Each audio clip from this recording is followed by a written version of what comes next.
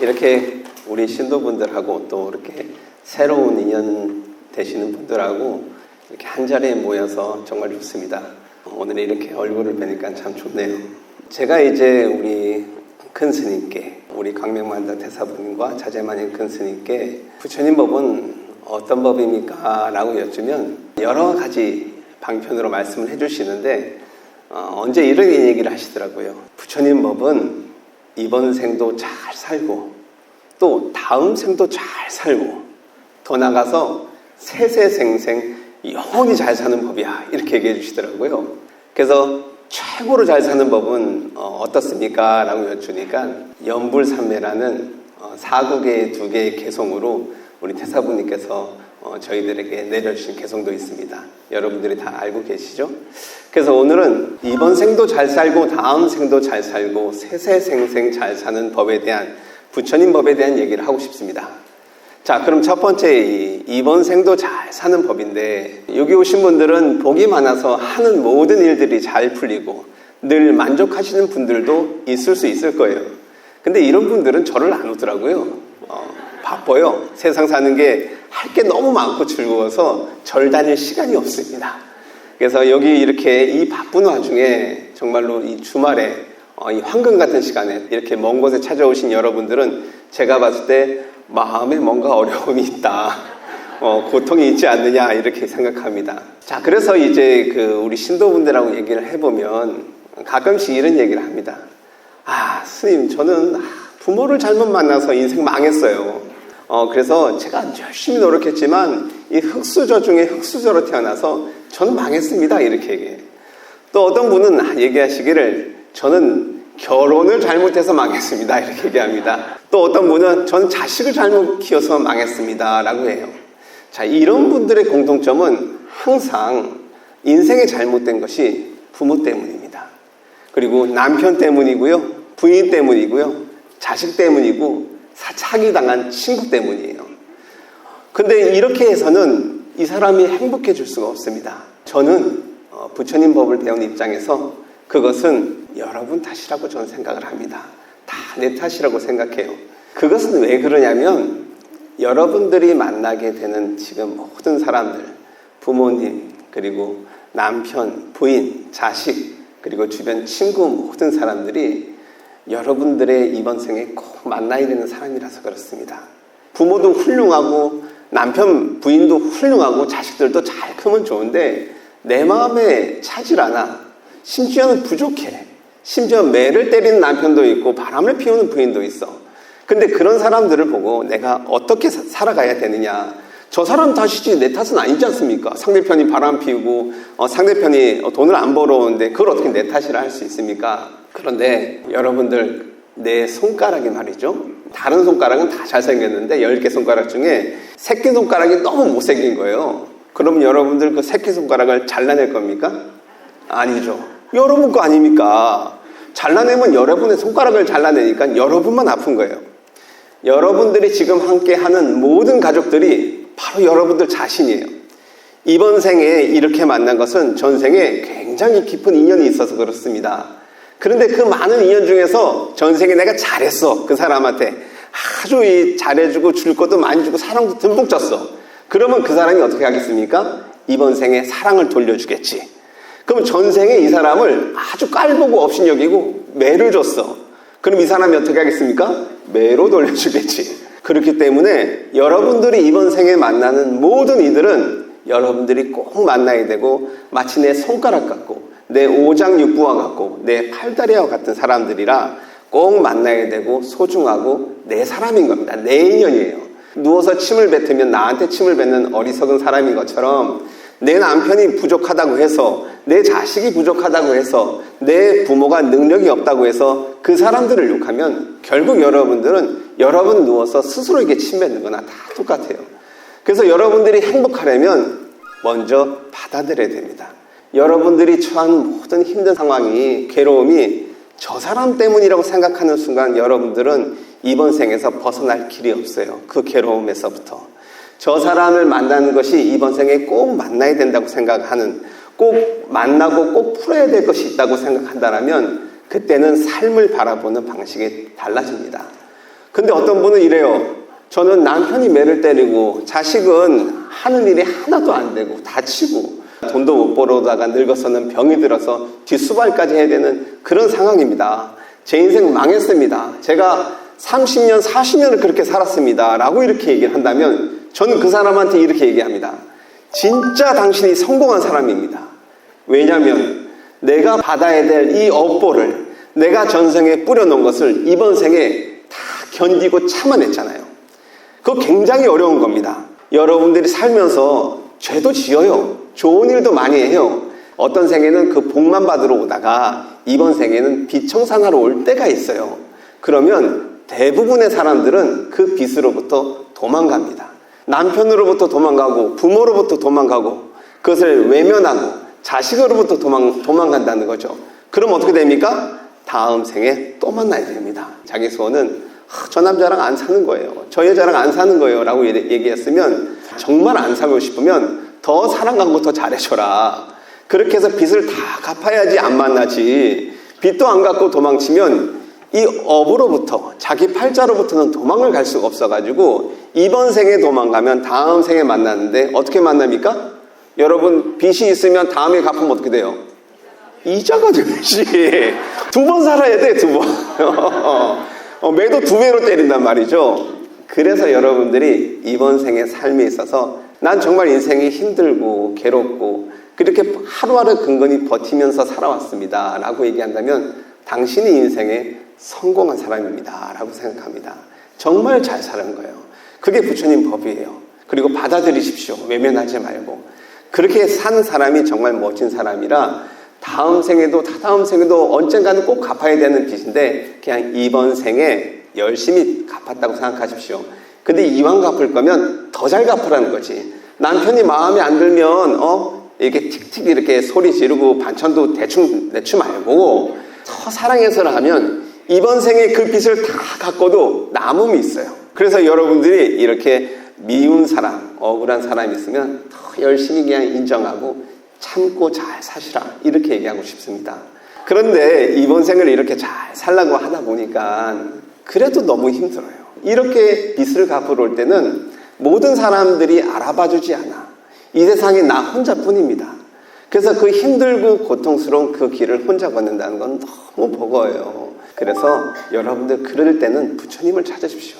모든 것은 인과법이라 이 억울한 모든 상황도 내가 뿌린 씨앗이고 그렇기 때문에 이 어려운 상황에서 내가 견디고 이 빚을 다 갚아버리겠다는 마음으로 살아야 오히려 행복으로 갈 수 있는 길이 열리는 거고 그럼에도 불구하고 이 진 짐이 너무 무거울 때는 부처님을 부르고 부처님을 청하니까 그 무게가 덜어지더라는 거예요. 그걸 업장소멸이라고 합니다. 그래서 여러분들이 너무 힘이 들면 변하지 않는 모든 걸 다 이해하고 다 봐주시는 그런 부처님께 심지어는 아주 지중한 정말 누구도 용서할 수 없는 그런 죄를 저질렀다 하더라도 부처님께 비십시오. 부처님께서 그 죄를 반드시 덜어주실 테니까 그렇게 혼자 짐을 다 짊어지고 가지 마시고 부처님을 열심히 간절한 마음으로 불러서 좀 짐을 덜어놓으시면 이번 생 잘 사시지 않을까. 거기다가 좋은 일도 틈틈이 하시면 그것이 이번 생을 잘 사는 법이다 라고 얘기하고 그럼 다음 생을 잘 사는 법은 뭔가? 부처님 법은 윤회이기 때문에 우리 불자들은 다음 생이 있다고 믿어야 돼요. 이번 생이 끝이라고 하는 그런 유물론자들, 단면론자들의 생각은 이번 생만 잘 사기 때문에 뭔 짓이든 다 해요. 하지만 죽고 나서 엄청나게 후회할 겁니다. 그런데 여러분들은 불자기 때문에 다음 생을 믿어요. 윤회를 믿어요. 그래서 다음 생에 잘 살아야 되는데 잘 살려면 잘 태어나야 돼요. 태어날 때 가지고 태어난 게 있어. 그게 복이에요, 복.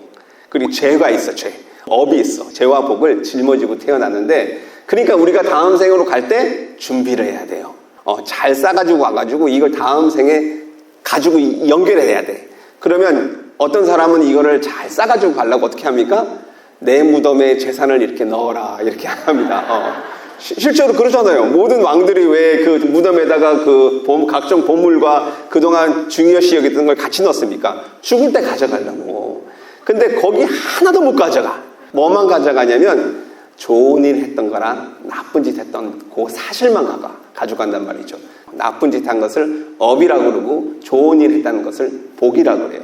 그러니까 여러분들이 저금을 해놔야 돼. 여러분들이 외국 갈 때 어떡합니까? 한국 돈을 그 외국 돈으로 바꾸죠. 저쪽 다음 생 돈으로 바꿔야 돼. 요 지금 돈으로 못 가져가요. 그럼 뭐 바꾸는 그 은행이 있어. 그 업보의 은행이 있어. 한 사람이 사는 데 있어서 많은 게 필요하지는 않습니다. 그러면 그 생에 쓰고 남은 것은 은행에 저금해야지. 다음 생에 쓸 것도 저금을 하셔야 될 거 아닙니까? 그 저금은 어떻게 합니까? 복을 짓는 거지. 내가 가지고 있는 것을 남에게 나눠주는 겁니다. 자, 그러면 죄를 털고 가야 될 거 아닙니까? 업이 시간 지나면 어떻게 돼요? 이자 분다고 했죠? 그러니까 털고 가야 돼. 그래서 여러분들 이번 생에 억울하고 힘든 일들 많을 텐데 다 푸십시오. 살아생전 푸십시오. 그러니까 이번 생에 억울한 사람, 친인척 간, 가족들 간 그런 사람들이 마음이 이렇게 어긋나서 다시는 저 인간이랑 안 본다. 그런 사람들이 있다라면 이번 생에 풀고 가세요. 어차피 나쁜 인연은 나한테도 안 좋고 저 사람한테도 안 좋아요. 이번 생에 가지고 갈 일이 아닙니다. 그래서 이번 생에 복 많이 지으시고 나쁜 인연이 있다면 이번 생에 다 털고 가시도록 노력을 하십시오. 노년이 되면 내가 이제 떠날 준비를 조금씩 이렇게 하셔야 되니까 여러분들께서 나쁜 일들은 인간관계나 그런 것들은 얼른 청산하시고 그리고 참여하는 거지. 부처님을 부르면서 악연을 좀 단절해 주십시오 라면 이 사람의 공덕 따라 그것을 해소해 주실 거고, 또 이제 내 마음이 용서가 안 되는 사람이 또 있어요. 그럴 때는 부처님을 찾으면서 다음에 또 만나면 또 이렇게 악연인데 미워하는 내 마음을 다 좀 버리게 해주십시오 라고 이렇게 발언을 한 겁니다. 그래서 여러분들 이번 생 다음 생 잘 살려면 복을 지어서 저금을 하고, 그리고 안 좋은 것은 미리미리 정리를 해서 최대한 청산을 하고 가는 것이 좋다 이렇게 얘기를 합니다.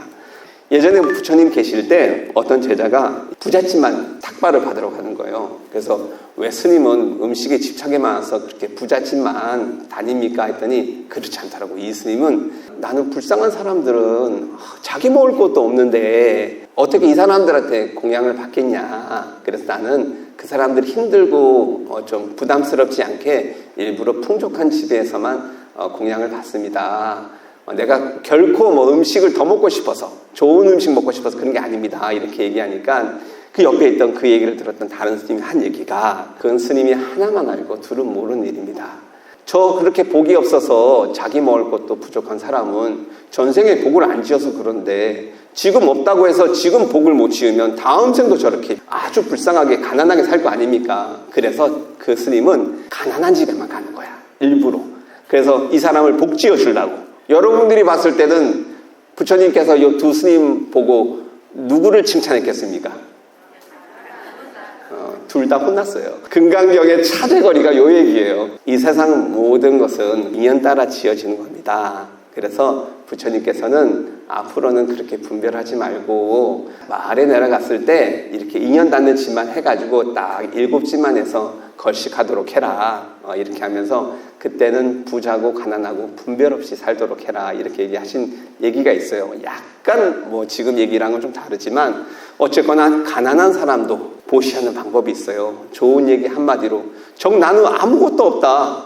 그럼 부처님 연불 하면 되지. 경전 읽으면 되지. 그 복이 얼마나 많은데. 가진 게 없다고 그러지 마시고 수시로 시간 날 때마다 짬짬이 그렇게 경전 읽고 최대한 연불 많이 하시고 부처님 찾아서 이만큼 복을 많이 지어서 가십시오. 복 짓는 방법은 여러 가지가 있습니다. 그렇게 하면 다음 생도 아주 잘 살 수 있을 것이다. 이 다음 생이 있고 다다음 생이 있고 더 나가서 이 생사윤회에서 벗어나는, 육도윤회에서 벗어나는 영원한 잘 사는 법이 있는데, 생사윤회를 넘어 열반을 목표로 한다는 것은 여기를 떠난다는 거예요. 육도윤회 세상에 대한 집착과 모든 끄달림과 그런 욕심을 다 내려놓는다는 거야.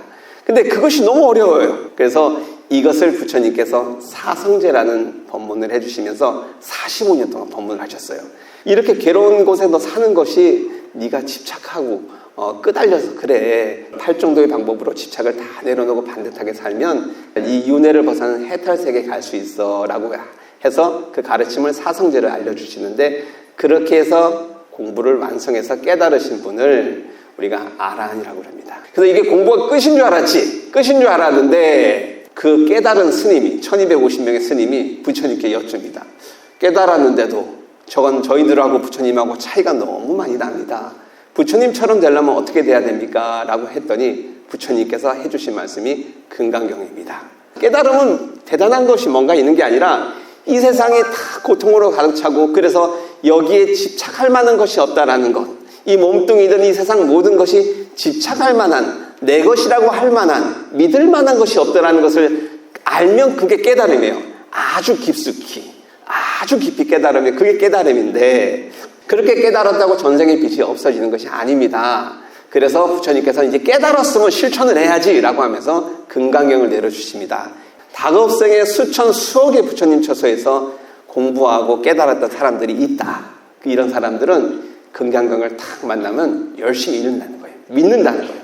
생사윤회를 믿고 열반을 생각하고 그리고 대승으로 더 나가서 보살이 되고 붓다가 되는 그 가르침의 길을 걷는다는 거예요. 세세생생 가장 잘 사는 법이 금강경에 있습니다. 부처님의 법이 어떻습니까? 라고 했을 때 이번 생도 잘 살고 다음 생도 잘 살고 세세생생 영원히 잘 사는 법 이렇게 얘기하시고 어느 때는 또 우리 태사부님께서 나도 좋고 남도 좋은 법 이렇게 얘기를 하시는데 이렇게 좋은 인연을 만났을 때 인과법 꼭 믿으셔서 착하게 살으셔야 돼요. 억울하고 힘들면 끝까지 견뎌내셔야 됩니다. 그 사람은 진짜 성공한 사람입니다. 그리고 이렇게 어렵게 만났을 때 부처님 열심히 불러야 됩니다. 이번 생에 여러분들이 부처님의 명호를 부른 그 횟수만큼 여러분들의 다음 생에 부처님을 만나는 횟수가 결정이 됩니다. 정말로 성근이 깊은 사람이기 때문에 우리가 대승의 핵심이라고 할 수 있는 처음과 끝이라고 할 수 있는 금강경을 함께 읽을 수 있다고 생각합니다. 자부심을 가지고 이번 생 열심히 사십시오. 감사합니다.